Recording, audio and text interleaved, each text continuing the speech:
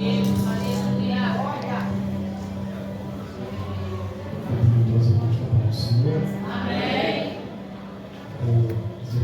sinto muito feliz nessa noite de estar juntamente com os irmãos nesse culto de missões. E queria agradecer ao Dr. Rubens pelo convite, viu? Me sinto muito honrado de estar pregando a palavra do Senhor para a noiva de Cristo. Eu queria justificar a ausência da minha esposa. Ela teve que fazer um procedimento sexta-feira passada. Ela estava sentindo um pouco de dor no braço, ela teve que fazer um cateterismo. E fui até de manhã na Santa Ceia comigo, mas parece que à noite o frio aperta um pouquinho e ela estava sentindo muita dor no braço. Aí ela achou por bem ficar em casa, então estou justificando a ausência da minha esposa. Eu queria convidar os irmãos para abrir as vossas Bíblias no livro do profeta Isaías, no capítulo 55. Vamos estar lendo do versículo 1 ao versículo 11. Eu vou procurar ser bem sucinto naquilo que o Senhor tem colocado no meu coração e tem confirmado nessa noite. Isaías 55, do versículo 1 ao versículo 11, que diz assim o texto sagrado: Ó vós todos os que tendes sede, vinde às águas, e o que não tendes dinheiro, vinde, comprai e comei.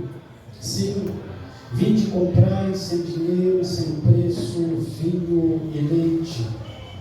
Porque gastais o dinheiro naquilo que não é pão, e o produto do vosso trabalho naquilo que não pode satisfazer? Ouve-me atentamente, comei o que é bom, e a vossa alma se deleite com a gordura. Inclinai os ouvidos e vinde a mim, ouvi, e a vossa alma viverá. Porque convosco farei um concerto perpétuo, dando-vos as firmes beneficências de Davi. Eis que eu dei como testemunha aos povos, como príncipe e governador dos povos. Eis que chamarás a uma nação que não conheces, uma nação que nunca te conheceu correrá para ti, por amor do Senhor teu Deus, o Santo de Israel, porque Ele te glorificou. Buscai ao Senhor enquanto se pode achar, invocai-o enquanto está perto. Deixe ímpio o seu caminho e o homem maligno os seus pensamentos, e se converta ao Senhor, que compadecerá dele. Torne para o nosso Deus, porque grandioso é em perdoar. Porque os meus pensamentos não são os vossos pensamentos, nem os vossos caminhos os meus caminhos, diz o Senhor. Porque assim como os céus são mais altos do que a terra, assim são os meus caminhos mais altos do que os vossos caminhos, e os meus pensamentos mais altos do que os vossos pensamentos. Porque assim como desce a chuva e a neve dos céus e para lá não torna, mas rega a terra e a fazem produzir e brotar, e dá semente ao semeador e pão ao que come, assim será a palavra que sair da minha boca. Ela não voltará para mim vazia, antes fará o que me apraz e prosperará naquilo para que a enviei. Amém? Os irmãos podem se assentar, por favor. Eu quero dizer para os irmãos que o livro do profeta Isaías, ele é considerado pelos estudiosos como o quinto evangelho. Tal é a forma de como Isaías fala ou profetiza acerca do Senhor Jesus. Ele é considerado como o quinto evangelho porque ele fala sobre o nascimento de Jesus. Isaías capítulo 9, versículo 6, o profeta profetiza 700 anos antes de Jesus nascer, acerca do seu nascimento. O profeta Isaías também, no capítulo 61, ele fala ministério de Jesus.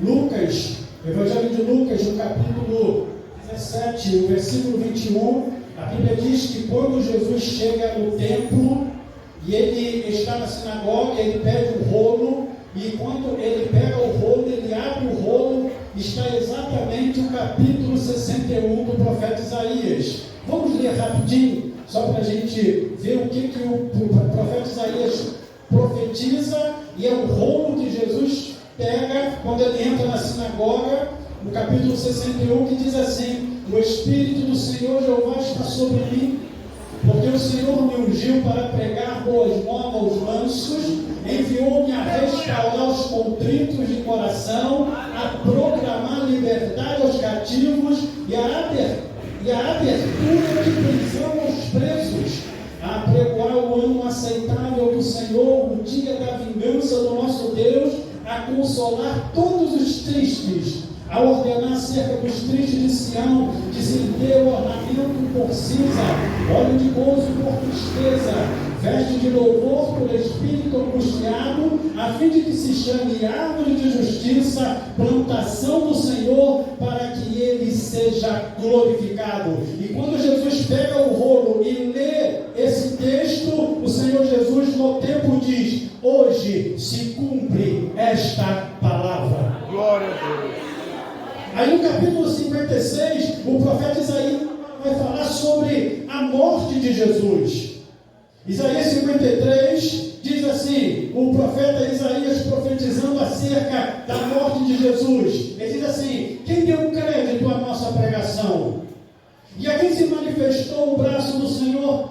Porque foi subindo como ele, foi subindo como renovo perante ele, como raiz de terra seca. Aí o profeta Isaías vai dizer: não tinha parecer nem formosura, e olhando nós para ele, nenhuma beleza vimos para que o desejássemos. Era desprezado e o mais indigno entre os homens, homem de dor, experimentado nos trabalhos, homem, e como um de que os homens escondiam o rosto, era desprezado e não fizemos dele caso algum. E o profeta continua profetizando, dizendo: verdadeiramente ele tomou sobre si as nossas enfermidades e as nossas dores levou sobre si. E nós o reputamos por aflito, ferido de Deus e oprimido. Aí o profeta continua: mas ele foi ferido pelas nossas transgressões e moídos pelas nossas iniquidades. O castigo que nos traz a paz estava sobre ele, e pelas suas pisaduras fomos sarados. Glória a Deus. Por isso que os estudiosos, eles consideram o livro do profeta Isaías como o quinto evangelho. E se nós observarmos mais alguns textos aqui, nós vamos ver que o profeta Isaías, ele fala acerca de Cristo. E quando nós chegamos aqui no capítulo 55, o profeta Isaías começa a profetizar. No versículo 1 do capítulo 55, ele diz: ó vós, todos que tendes sede, vinde às águas. Dentro desse texto que nós lemos aqui, do versículo 1 ao versículo 11, nós observamos aqui pelo menos 3 temas importantes. O primeiro tema é o grande convite, está no versículo 1. Todo sede, vinde às águas. É um convite, é um grande convite. E se a gente observar o versículo 6, nós vamos ver um grande tema. Que grande tema é esse? A grande advertência: buscai ao Senhor enquanto se pode achar. E se a gente meditar, e nós vamos meditar um pouquinho sobre isso, no versículo 10 e no versículo 11, nós vamos ver a grande decisão. Por que a grande decisão? Olha só o que diz o texto. Porque assim, versículo 10, porque assim como desce a chuva e a neve do céu, e para lá não tornam, mas regam a terra, e fazem produzir, brotar, e dar semente ao semeador e pão que come, assim será a palavra que sair da minha boca. Ela não voltará para mim vazia, antes fará o que me apraz e prosperará naquilo para que a enviei. Então nós temos aqui 3 temas importantes dentro desse texto: o grande convite, a grande advertência e a grande decisão. Vamos aqui na primeira parte, o grande convite. Ó vós, todos que tendes sedes, vinde às águas.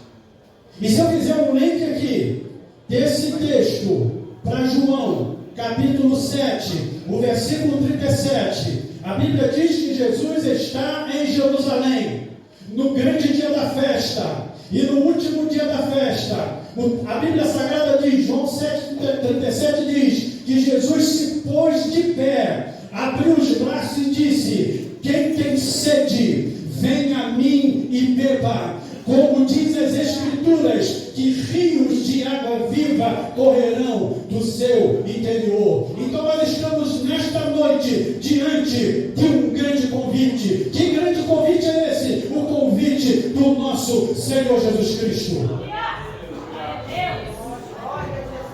Agora, esse convite, eu queria trazer pelo menos dentro desse convite 3 características. Primeira, o convite ele é universal. Ó vós todos, é para todos. Esse convite é para mim, esse convite é para você, esse convite é para quem nos ouve nessa noite, é para todos. Ó vós todos. Primeira característica. Segunda característica desse convite: ele é universal, todos, é para uma relação pessoal. O Senhor nos chamou para ter uma relação pessoal com Ele. O versículo, a segunda característica é para ter uma relação pessoal. Se alguém tem sede, vem a mim. Eu ouvi que o presbítero Rubens falou sobre a questão da rede social. E a gente precisa se policiar, porque aí a gente acaba não tendo tempo para Deus. E o Senhor nos chamou para ter um relacionamento pessoal com Ele. É para quem tem sede. Ele diz: vem a mim. É para ter um relacionamento pessoal. Se alguém tem sede, vem a mim. Então o convite é para todos. O convite é para um relacionamento pessoal. E terceiro, exige um profundo anseio por salvação. Eu tenho que querer. João capítulo 4, a partir do versículo 1, a Bíblia Sagrada diz que os discípulos de Jesus foram na cidade comprar comida. E o texto diz assim: e era-lhe necessário passar por Samaria. O texto está dizendo que era necessário Jesus passar por Samaria. Não é porque não tinha um outro lugar para Jesus passar, é porque Jesus tinha um propósito naquele lugar. E a Bíblia diz que quando Jesus chega no poço aonde Jacó havia feito o poço para os seus filhos e para o seu gado, Jesus está lá e chega uma mulher para tirar água. E o texto diz que ela chega ao meio-dia, à 6ª hora. 6ª hora não era a hora das mulheres tirar água do poço. Normalmente as mulheres tiravam água na 3ª hora, que era mais ou menos 9 horas da manhã. Mas essa foi a 6ª hora. Porque ela sofria um preconceito pela sociedade por causa da sua vida. Mas Jesus sabia disso, e Jesus estava ali esperando aquela mulher. E quando ela chega para tirar água, Jesus olha para ela e diz assim: me dá um pouco dessa água. Ela olha para Jesus, vê que Jesus está de judeu, olha para ele e diz assim: como sendo tu judeu, pede a mim de beber, que sou mulher samaritana. Havia uma barreira entre judeu e samaritano que derrubaria aquele dia. Glória a Deus! Diz assim: olha, mulher,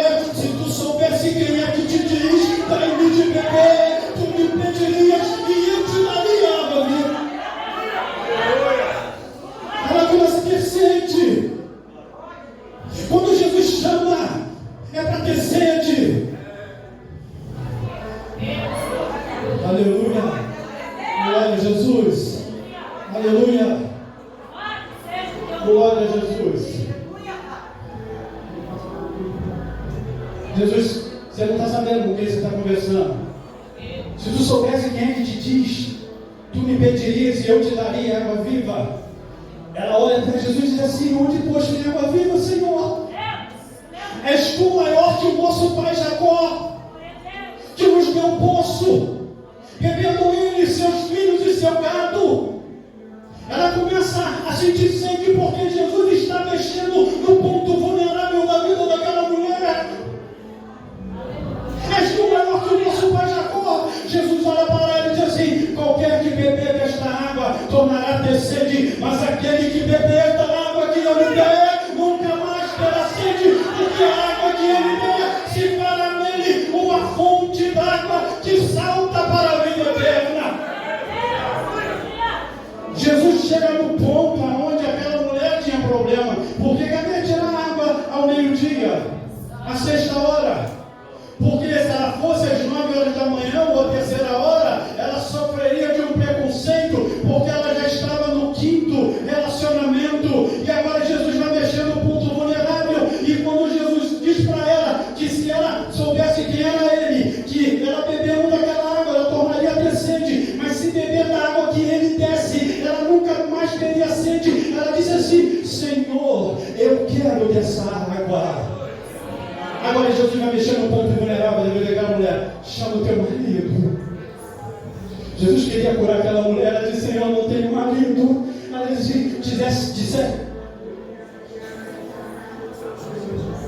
disseste bem, porque tivesse 5 e o que tem é teu. Ela olha para Jesus assim: este homem é diferente, este homem é profeta. Irmãos, aquela mulher, eu não vou continuar aqui no texto porque eu quero andar mais um pouquinho, mas se a gente continuar lendo João capítulo 4, vocês vão observar que aquela mulher agora, ela vai fazer uma cruzada, vai convocar o samaritano. Depois Jesus então prega para o samaritano então olha para aquela mulher e diz assim: agora nós estamos crendo, não é porque tu falou, agora nós estamos ouvindo, nós conhecemos que este é o Cristo. Sede. Então, irmãos, é um grande convite.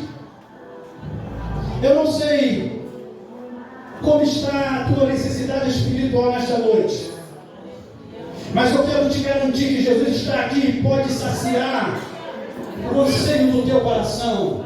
Ele tem uma água diferente para você nessa noite. Assim como ele fez com essa mulher, ele pode fazer com a tua vida se você se entregar para Jesus hoje. Aleluia, glória a Jesus. Então, é um grande convite. Vinde às águas. Jesus se pôs de pé e disse: quem tem sede, vem a mim e beba. O Senhor Jesus está aqui nessa noite. Glória a Deus. E Ele tem algo para você nessa noite. Aleluia. E Ele quer mudar a tua história nessa noite. Porque Jesus muda a história. Por que Jesus muda a história? Porque Jesus mudou a minha história. Jesus mudou a minha vida. Se não fosse o Senhor Jesus, que é o único que eu gosto muito dele, que diz assim: a minha alma estava longe. A minha alma estava longe dos caminhos de Deus. Eu era pobre, perdido, pecador. Mas Jesus transformou minhas trevas em luz. Quando estender a sua mão para mim. Um grande convite. Haverá um convite nessa noite. Haverá um convite nessa noite. Um grande convite. Aí o profeta Isaías agora ele continua, e nós vamos ler agora já no versículo 6, que ele diz assim: buscai ao Senhor enquanto. Esse convite tem prazo. Esse convite não dá para ficar confiando a vida toda, ele tem um prazo.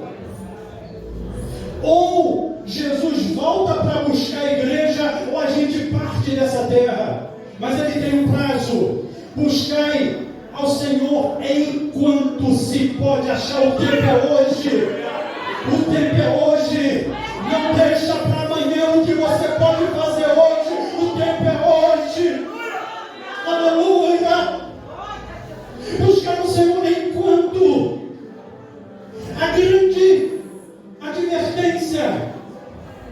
A grande advertência fala sobre agarrar, segurar, não deixar passar a oportunidade.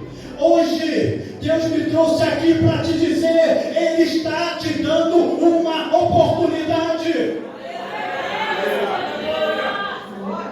Buscar o Senhor enquanto se pode achar. Há oportunidades que são únicas. No Evangelho de Lucas, no capítulo 18, no versículo 35, a Bíblia Sagrada diz que Jesus está entrando em Jericó. E quando Jesus está entrando em Jericó, tem um mendigo, tem um cego. E ele escuta um barulho diferente, ele pergunta o que está acontecendo. Alguém diz para ele assim: é Jesus de Nazaré, ele está passando. E o mendigo cego, quando ele escuta que Jesus de Nazaré estava passando, ele começa a gritar dizendo: Jesus, filho de Davi, tem misericórdia de mim. Glória a Deus. Alguém chega para o cego e diz assim: fica quieto, não incomode o mestre, ele não vai te ouvir. Mas o cego continuou clamando ainda mais alto, dizendo: Jesus, filho de Davi, tem misericórdia de mim. A Bíblia Sagrada diz que aquele cego começou a clamar. Jesus então para a multidão, manda chamar o cego, e quando trazem o cego diante de Jesus, o Senhor pergunta para ele: o que queres que eu te faça? Sabe o que é isso? É agarrar oportunidade. Se a gente observar o texto, nós vamos ver que é a última vez que Jesus passa por Jericó. Jesus não voltaria mais em Jericó, porque dali Jesus iria à cruz. Era a oportunidade da vida de Bartimeu, e ele não deixou passar aquela oportunidade. E se a gente continuar lendo em Lucas, nós vamos achar no versículo capítulo 19, um homem chamado Zaqueu. Ele sente o desejo de conhecer Jesus. Aí ele sobe em cima de uma figueira brava, porque ele sabia que Jesus passaria por ali. E quando Jesus está passando por debaixo da figueira, Jesus olha para cima e disse: Zaqueu, desça depressa, porque hoje me convém pousar em tua casa. A Bíblia Sagrada diz que ele desceu correndo, recebeu Jesus com alegria e foi indo para casa. Jesus agora está indo para a casa de Zaqueu. Zaqueu, no meio do caminho, há uma transformação de dentro para fora, dizendo: aleluia, dizendo: Senhor, eu vou dar metade dos meus bens pobres, e se eu tenho defraudado alguém, eu vou restituir para o pecado. Jesus olha para ele e diz assim: hoje veio salvação nesta casa, porque este também é filho de Abraão, porque o filho do homem veio buscar e salvar os que sabiam. Glória a Deus. Oportunidades. Há oportunidades que são únicas. Não perca a oportunidade que o Senhor está te dando nessa noite. Por quê? Porque pode ser a última. Aleluia. Glória a Jesus. Glória a Jesus. Irmãos, não perca a oportunidade. Deus tem te dado a oportunidade, abraça. Abraça a oportunidade. Vamos caminhando aqui para o final. Temos aqui então um grande convite. A grande advertência: buscar o Senhor enquanto se pode achar. Agora nós vamos à grande decisão. Capítulo 55, versículo 10. Olha só o que Isaías diz. Porque assim como, preste atenção que Isaías está fazendo uma comparação. Porque assim como desce a chuva e a neve dos céus, e para lá não tornam, mas regam a terra, e a fazem produzir, e brotar, e dá semente ao semeador, e pão ao que come. Preste atenção. O profeta Isaías está dizendo, está fazendo uma comparação que a chuva, ela cai. A chuva e a neve, ela cai do céu.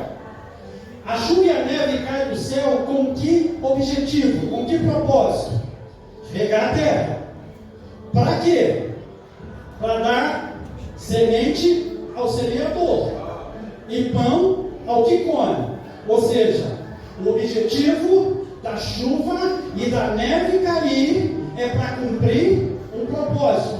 E um propósito bem definido. Ela vem, rega a terra, e o que acontece depois? Evapora, se torna nuvem, depois ela vai fazer o mesmo processo, cair de novo, regar a terra para produzir e depois voltar. Preste atenção, o profeta Isaías está dizendo assim no versículo 11: assim será a palavra que sair da minha boca, não voltará para mim vazia.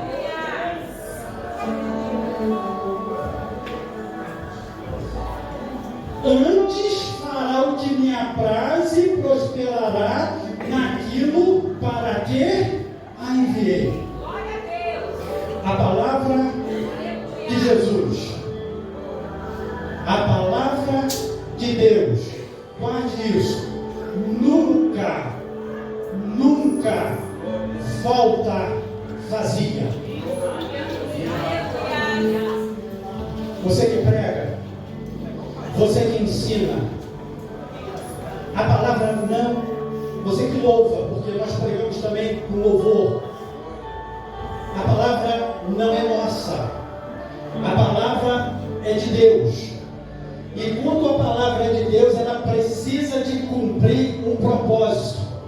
Ela vai e produz o resultado pela qual ela é enviada. Ela não volta vazia. Sabe o que o profeta está dizendo aqui com isso? Que ninguém fica neutro diante da mensagem de Deus.